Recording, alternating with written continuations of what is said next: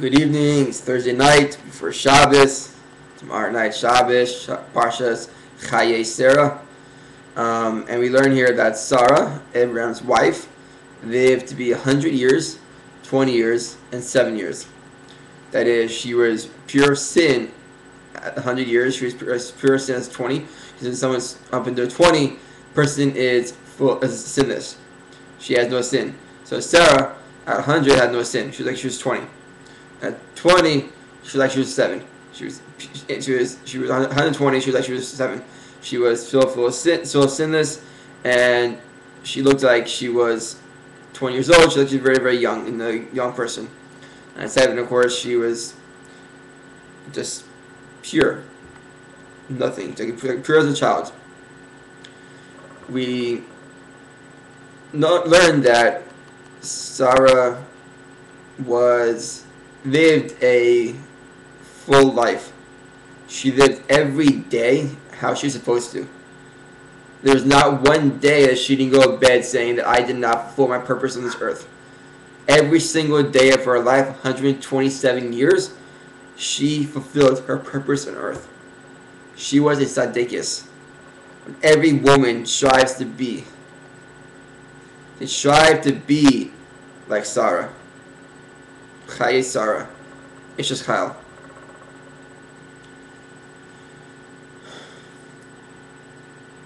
I learned that from my Rabbi Kopel, Bishop Torah Philadelphia, as class on Tuesday nights.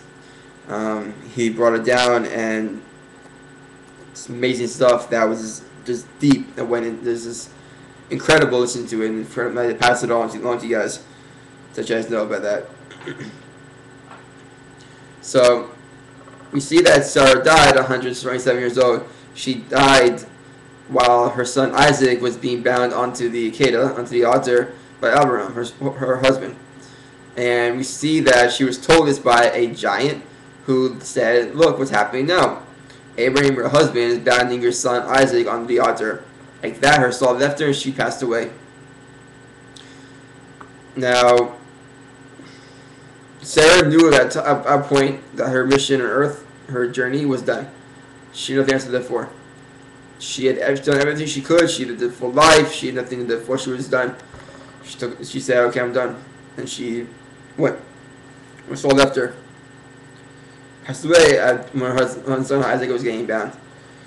We see also here that Abraham goes to the people and asks for the land, part of the land from them.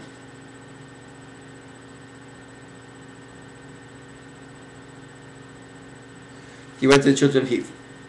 He says to them, "I'm an alien and resident among you. Grant me a holding for a grave with you, that I may bury my dead from before me." So we see that Ephron, son of Zohar, he says to him, let him grant me the cave of Machpelah, which is his, on the edge of the field. So it's Abraham saying to him, "Let him grant it to me for full price, in your midst as a holding for a grave." Now Ephraim, who was sitting there in the midst of the children of Hith, and Ephraim, the Hittite, responded to Abraham in the hearing of the children of Heth, who come to the gate of the city, saying, "No, my lord, heed me. I have given the field to you. I have asked for the cave that's in it. I have given it to you. In the view of the children of my people, I have given it to you. Bury your dead." So Abraham bowed down before the people of the land. Spoke to Ephraim in the hearing of the people of the land, saying, "Rather only you would heed me. I have given you the money for the field. Take it from me, that I might bury my dead here." And Ephraim replied to Abraham, saying to him, "My lord, hear me. Then with 400 silver shekels between me and you, what is it? And bury your dead." And Abraham listened to Ephraim, and Abraham weighed out to Ephraim the money that he had mentioned in the hearing of the children of Heth, 400 silver shekels in negotiable currency.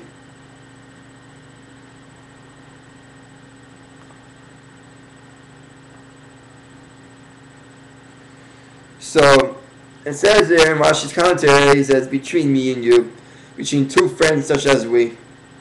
Goes on to explain, it does not mean between rich man and such as we. Ephraim would not refer Abraham's wealth when rejecting payment. His wealth would be reason to accept payment rather than to reject it.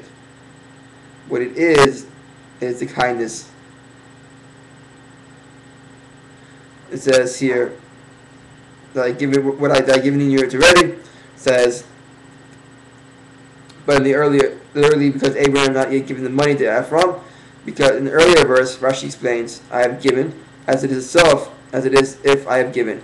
For their topic under this discussion is the land which is not literally transferred from hand to hand in transaction. There one can say, it is as if I have given, for at that time the declaration of land looks exactly the same as it will after the transaction will have taken place. But here, I have given refers to money.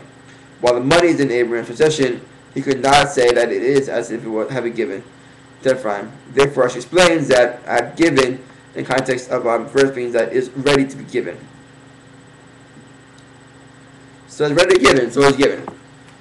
So we see that Abram takes possession of Machpelah, where he is buried to this day, and so his wife Sarah and his children are buried also. And it's a burial site for couples.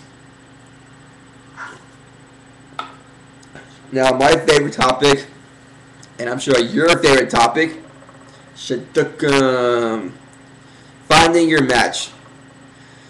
Brought down in this Parasha, the original Shachan, Eliezer, servant of Abraham, goes out to find from the Abraham's people a wife for his son Isaac. He goes out to find him a wife. So you see here the beginnings of Shidduchim, the long process that we all go through, we all strive to get through steadily. We go to meet Abisheret, and Abraham gives clear words to Eliezer that he must find someone who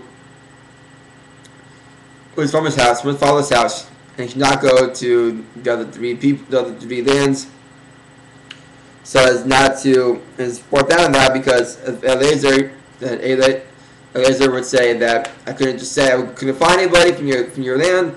Here's my wife, take her as a wife for your son, because good and evil cannot unite. You cannot unite good and evil, and Eliezer is a sinner in the eyes of Abraham because he worshipped idols. He was not a pious person like Abraham was, and his family was cursed. So you can't put a cursed person, the cursed person with a praised person. Can't combine those two. So Abraham said, go to my father's land, to my people, and find from there a wife. And so finding a wife, Rebecca, from his father's house. And we find out Eliezer is looking for someone just like Abraham, that's kind of like him. And he says to God that the person's wife, this wife, be here. This woman be here at the well. That this person be a person who offer me water and get water for my camels as well. And we see that Rebecca does this. Without him asking about the camels, she gets it for him. She volunteers that. And so then he knew that she was the one. She knew right away because she had a quality he's looking for. We're all looking for in our wives and our mates. We're all trying to find that true quality that connects us to that person. So you see here the process begins of Shidduchim. Begins right here with Parashas Chayei. We also see that we get depressed for illness. Abraham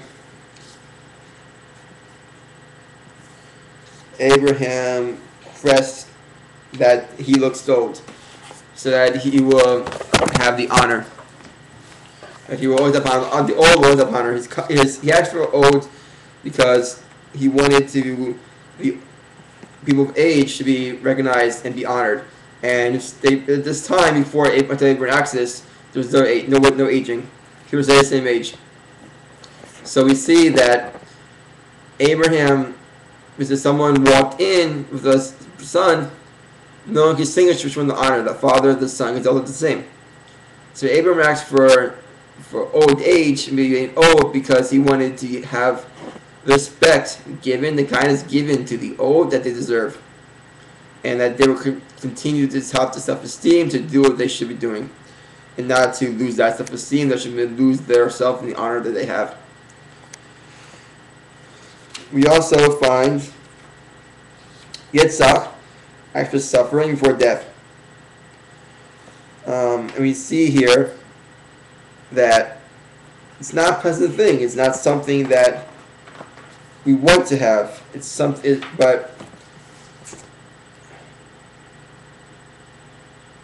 it says Yitzhak after suffering, because before death he said, "God, Master of the universe, a man dies without suffering. The judgment from above is tied against him. But if you bring him on suffering before his death, then judgment from above is not tied against him." So Yitzhak is known as the character of suffering. As the verse says, if it were not for the fear of Yitzhak that was with him, since this was the leading characteristic, he was able to recognize the importance of this trait and ask that it be distributed among all mankind. So again, we see here that, like old age, it's not a pleasant thing. We don't like to grow up. We don't like to get older in age. We don't want to suffer. So we see that God didn't want to give us to us because He wanted to spare us of this torture. But once they would ask for it, God gave it to us, because they clarified these characteristic traits were in each person.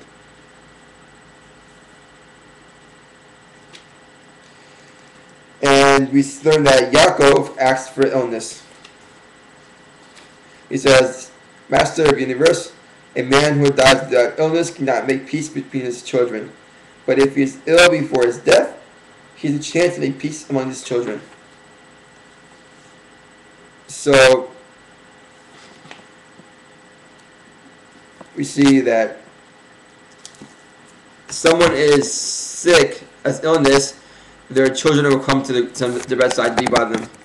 So they're not going to go away, they're going to come to them and make peace with the father, as happened in the Torah, with Yosef and his brothers going to make peace with Yaakov.